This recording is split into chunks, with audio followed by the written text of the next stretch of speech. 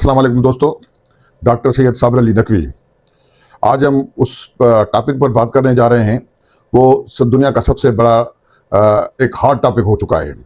अगर हुआ वही जिसका हमें डर था कि आखिर जो ईरान और इसराइल और अमेरिका की जंग है, हम ये पहले दिन से आपको बता रहे थे कि आपने मेरा पहला व्लॉग देखा होगा तो मैंने यह एक एप्रीहेंशन की थी कि ये जंग जो है आपकी तीसरी बार थर्ड बार तक जा रही है। आखिर हुआ वही जिसका हमें खौफ था। अब सारी जो जंग लगी हुई है, आपको पता है कि अमेरिका ने पहले वेनेजुएला पर जो हमला किया था, वहाँ के सदर को उन्होंने जो गिरफ्तार किया था, उनके गिरफ्तार करके उनके आयल पर उन्होंने कब्जा कर लिया था। अब ये पूरी दुनिया की जंग जो चल रही है, और ये अमेरिका इसराइल की जो जंग चल रही है, ये जंग जो है अब ये नहीं है कि ईरान का हमें एटमी प्लान जो है, एटमी जो यूरेनियम एनरिचमेंट किया है ईरान ने, वो हमें चाहिए। ये जंग को एटमी असासों के लिए नहीं है, ये जंग जो है बैलिस्टिक मिसाइलों के लिए नहीं है। लेकिन ये जो जंग है, ये जंग सिर्फ और सिर्फ जो है हम देख रहे हैं कि ये जंग सिर्फ पेट्रोल के लिए है। तो अगर मैं आपको बताऊं कि दुनिया का सबसे अहम ऑयल रूट लगभग बंद हो चुका है, और ये क्राइसिस अगर और मजीद बढ़ा तो पेट्रोल की कीमत तकरीबन 1000 से 2000 तक जा सकती है। क्या आपको ये यकीन आएगा? जी हाँ, आपको यकीन करना ही पड़ेगा। इस पूरी का कहानी का जो मेन जो सेंटर है वो है स्ट्रेट ऑफ हॉर्मस। दोस्तों देखेंगे कि ये स्ट्रेट ऑफ हॉर्मस क्या है। ये स्ट्रेट ऑफ हॉर्मस एक तंग समुद्री रास्ता है। ये पर्शियन गल्फ को अरेबियन सी से मिलाता है। इसकी एक साइड पर ईरान है और दूसरी साइड पर ओमान और यूएई है। ये एक तंग समुद्री रास्ता है जिसकी तकरीबन जो है 40 से 42 किलोमीटर जो इसकी जो है इसकी विड्थ है, जहाँ से पूरी दुनिया का तेल यहाँ से गुजरता है। लेकिन इस छोटे समुद्री रास्ते की इम्पोर्टेंस इतनी ज़्यादा है कि दुनिया से तकरीबन 20 से 25% जो ऑयल है इसी रूट से गुजरता है। सोचिए, ईरान इसराइल वार के बाद सिचुएशन वहाँ की कितनी डेंजर हो चुकी है कि ईरान ने तकरीबन पार्शली उस रूट को बंद कर दिया है। अब रिपोर्ट ये आई है कि ईरान ने कुछ जहाज़ों पर, कुछ ऑयल टैंकर पर मिसाइल हमले भी किए हैं, कुछ को तबाह भी किया है। इसका मतलब पूरी दुनिया का सबसे अहम ऑयल रूट अब पूरी दुनिया के लिए एक डेंजर जोन बन चुका है। अब सबसे अहम सवाल यह है कि ईरान इतनी आसानी से इस रूट को बंद कर सकता है। इसकी वजह है ईरान की ज्योग्राफी। ईरान की ज्योग्राफी ऐसी है कि ईरान उस सारे खित्ते पर कंट्रोल कर सकता है सुकून से। वो कैसे? क्योंकि ईरान के पास मिसाइल, ड्रोन और उसको नेवल जो इसकी पोजीशन है, या माइंस जो है, या खुदकश जो कश्तियां हैं जो उन्होंने उतार दी हैं, उस खुदकश कश्तियां वो ताक़ुब कर रही हैं। वो किसी टाइम पर भी जो अनलाइकिंग जो कंट्री है जो ईरान के साथ इस जंग में अमेरिका का साथ दे रहे हैं, वो किसी भी टाइम पर उनको हिट करती हैं, और अभी तक वो हिट कर रहे हैं। अभी तक जो ईरान की पोजीशन स्ट्रेट ऑफ हॉर्मस पर एक सरसरी वाली पोजीशन है।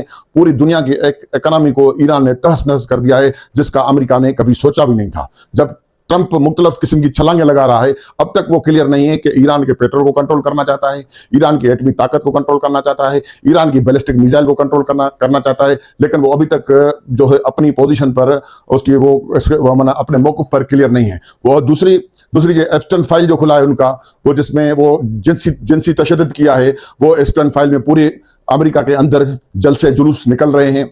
उनके अलावा इनके ऊपर प्रेशर है, वहाँ के इनके जो है मुखालफिन मुख्तलिफ किस्म के जलसे जुलूस कर रहे हैं। और हालांकि ये पूरी दुनिया में आलमी ह्यूमन राइट्स का एक चैंपियन बना हुआ है, जब तक एक स्कूल पर हमला करके तकरीबन 175 जो वहाँ के जो तालिब इल्म थी, जो बच्चियाँ थी, उनको मार दिया है। अब ये दुनिया के सामने आलम आश्कार हो चुका है कि ये कितना जो है ह्यूमन राइट्स का चैंपियन है।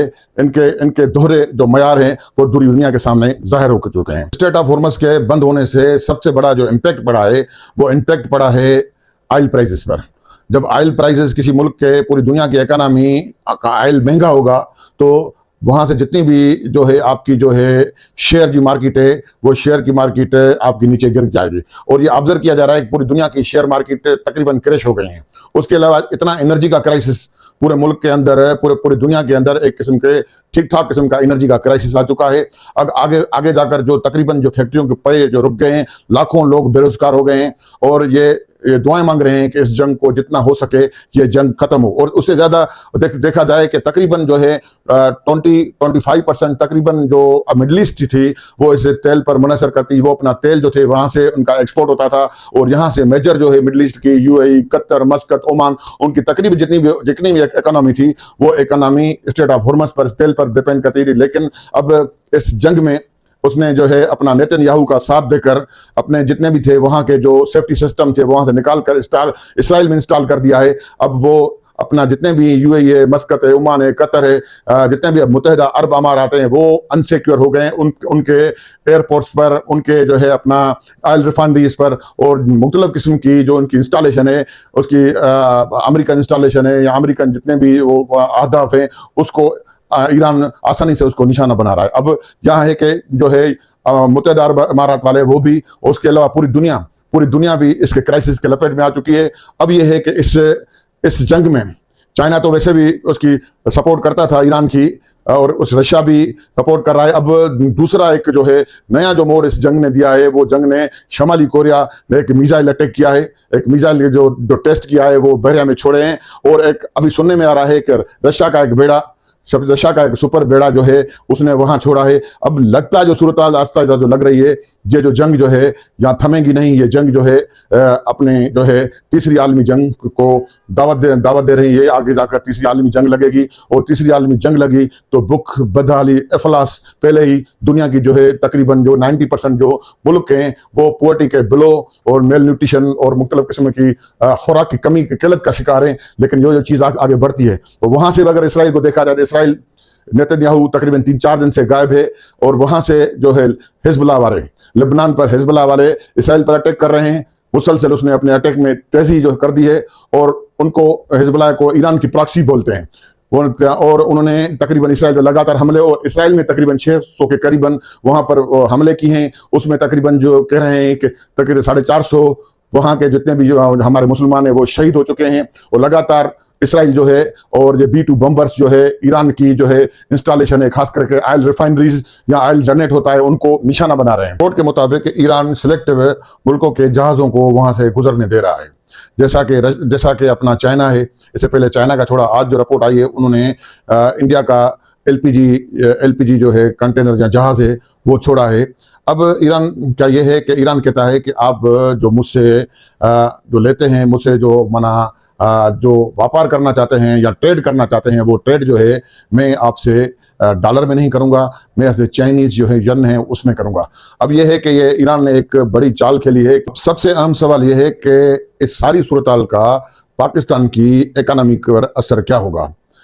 पाकिस्तान का ज़्यादातर जो आयल है वो मिडल ईस्ट से आता है, और वो आयल जो स्ट्रेट ऑफ हॉर्मुज से गुजरता है। अगर ये क्राइसिस और बढ़ता है, क्राइसिस आगे जाता है, क्राइसिस थमने का नाम नहीं लेता, तो पाकिस्तान के अंदर पेट्रोल की शॉर्टेज हो जाएगी, और उसके अलावा महंगाई अपने जो है अरूज तक पहुंच जाएगी, इलेक्ट्रिसिटी की शॉर्टेज हो जाएगी, और फैक्ट्रियां बंद हो जाएगी, और यहाँ का पया जो है वो रुक जाएगा।